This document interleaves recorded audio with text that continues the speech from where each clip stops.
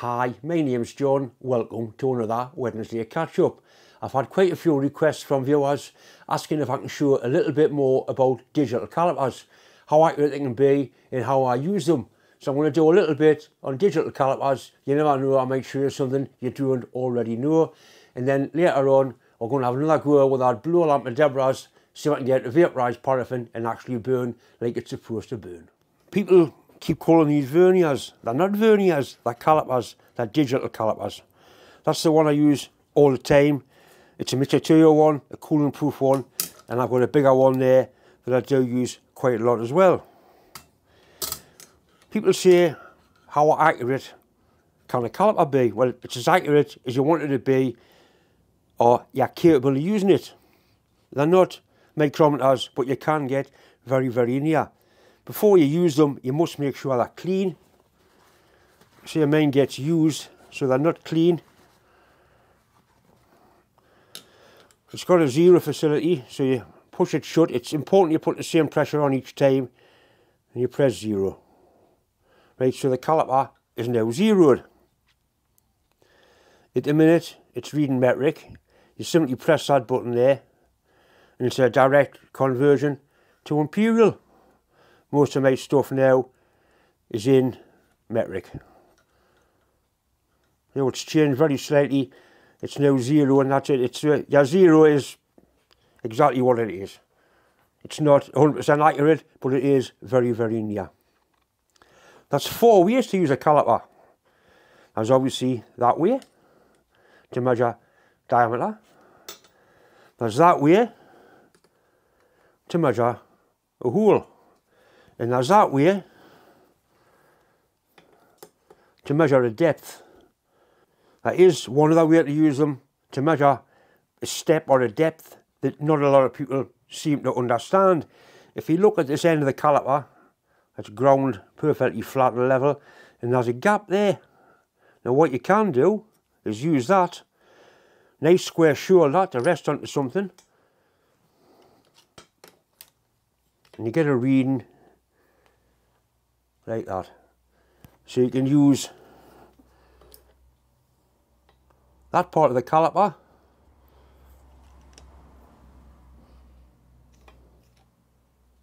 it's touching on there,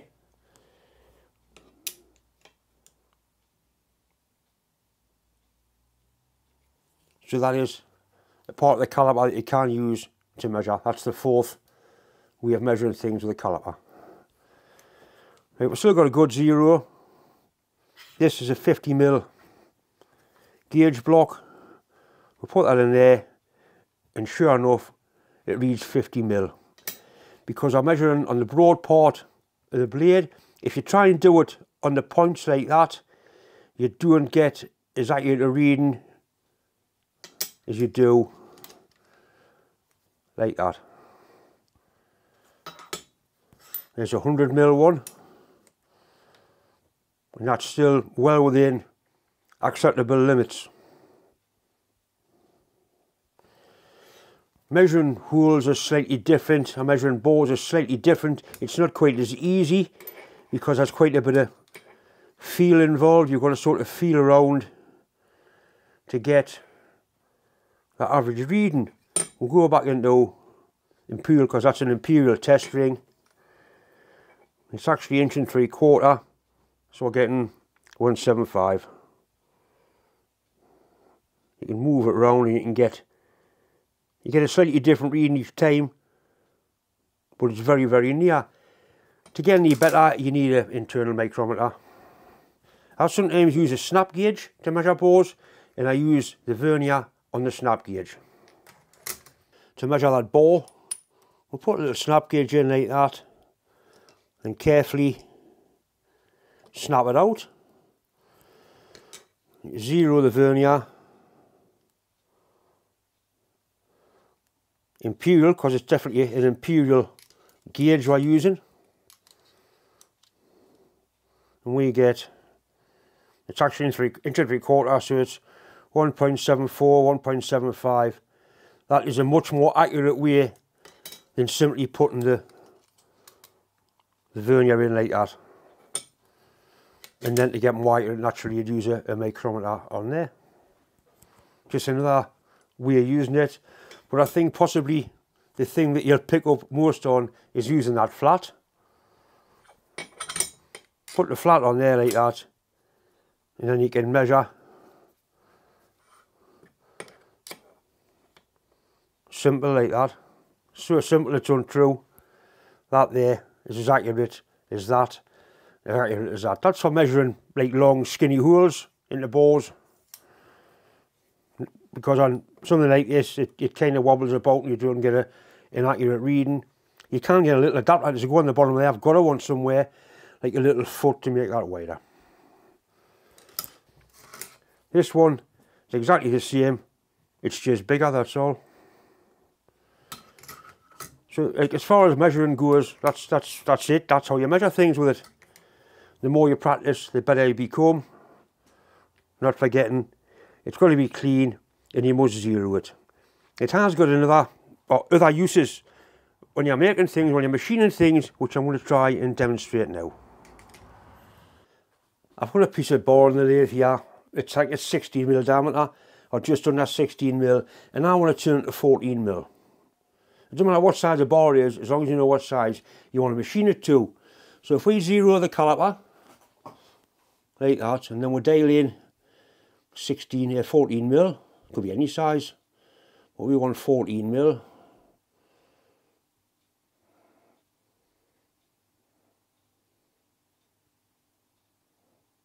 It's, you know, you're talking hundreds of a mil there.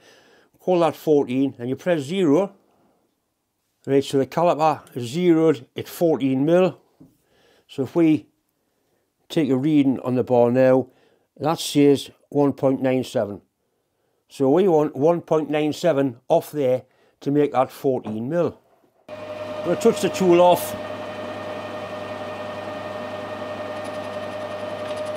Right now I'll zero my DRO, or you can zero the hand wheel. And I'm going to put on a 1/2 mil cut, which will take 1 mil off.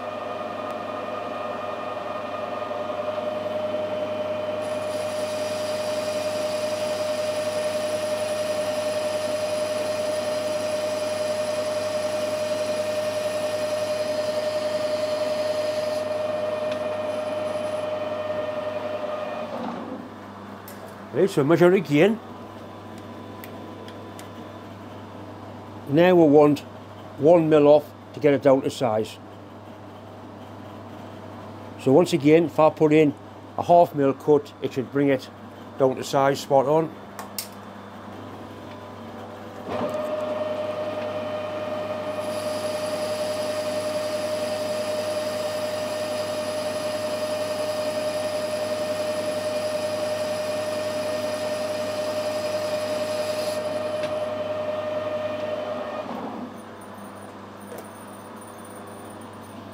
Right, so now it says 0 or 0.04.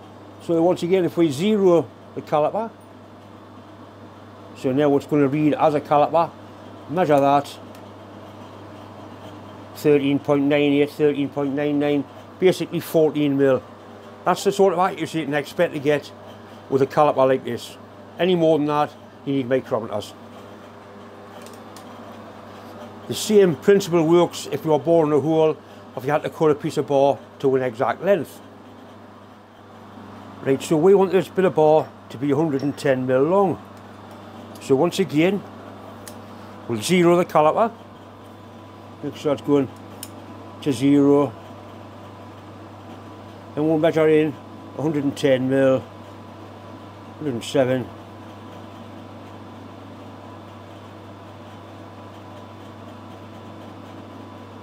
Right, 110mm original, so that's now set at 110mm, well 109.9.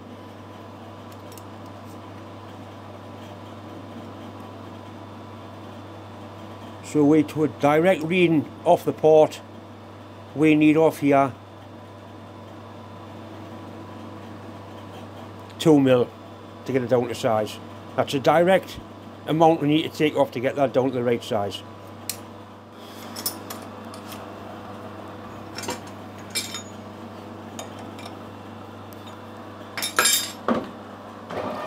We'll simply touch it off. Zero the DRO or zero your hand wheel will show where you want to do it. There's 1 mil.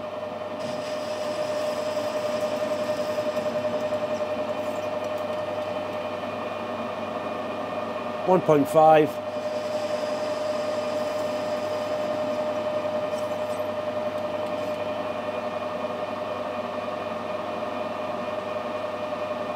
$2 mil.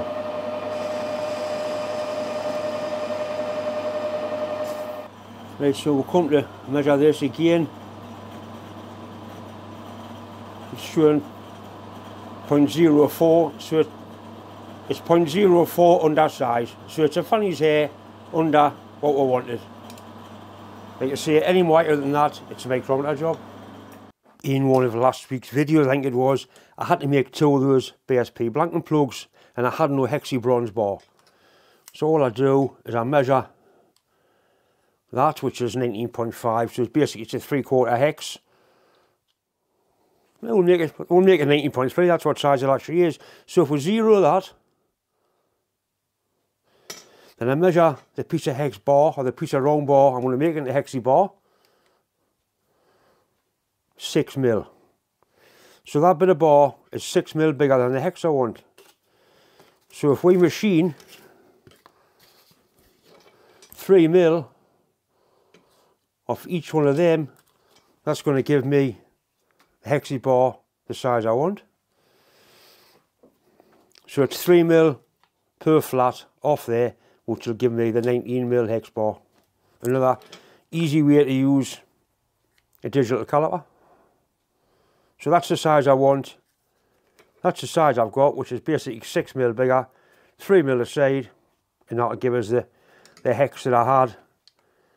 And that's how I actually did it when I machined it.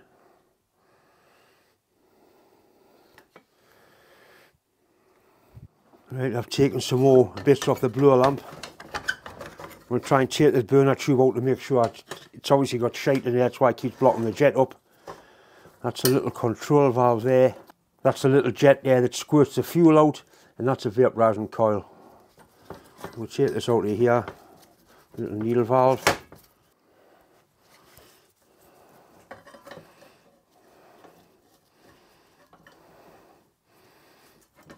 All I want to do is get this thing working so I can strip it, clean it and give it back to the wife for an ornament.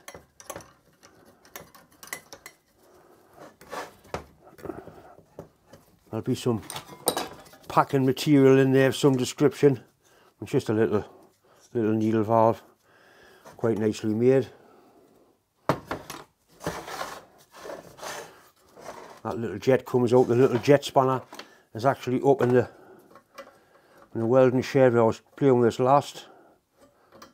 I should be able to get it loosened off with this little adjustable. I don't have to go up there because it's all dark and wet and horrible outside. Right, we'll leave that for the minute. That's the part where the rag goes in to burn, to get the vaporising coil hot. So that should unscrew from there.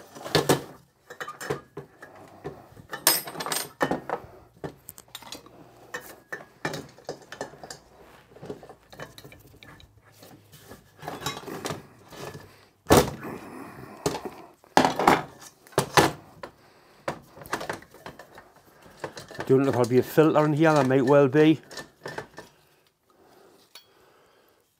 There is a filter there, a little gauze filter.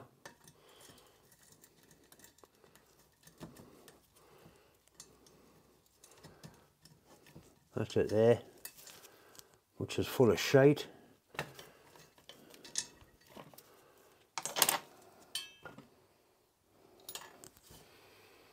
Right. So basically, I think it could be inside of here where there's bits of carbon and things that keep coming off. I'll put some brake cleaner into this, let it soak, and then blow it out tomorrow and put it back together again. I'll clean that little gauze filter out. It's not looking too bad at all really. This is all brass, it's all nicely made.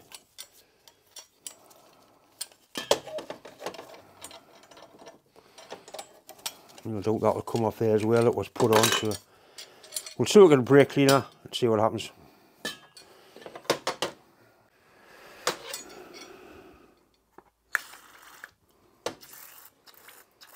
Oh, there's alkanes coming out of there. Alkanes are horrible things.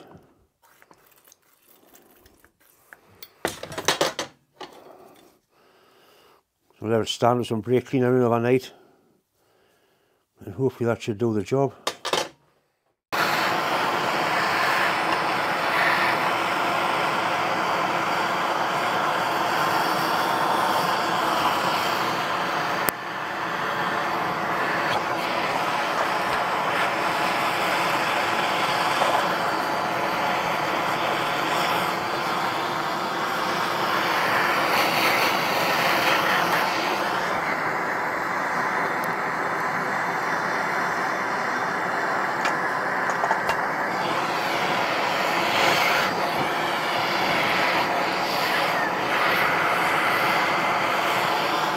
Not quite vaporising yet, but it's not far away.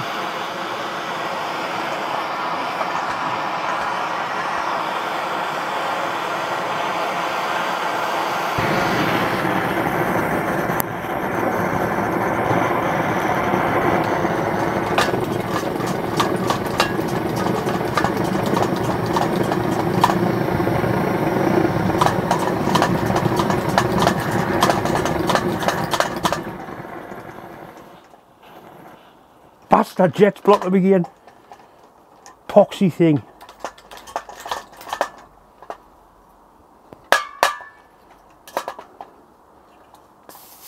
Well, it'd give you like an indication of what's meant to happen. If there's anything you'd like me to cover in the workshop with the equipment I've got and the knowledge I've got, please messages, just put a message on the video and I'll see what I can do. Anyway, once again, just time to say thanks for watching, thanks for subscribing. If you haven't subscribed, please click the button. It is free, it is important. Anyway, thanks for watching.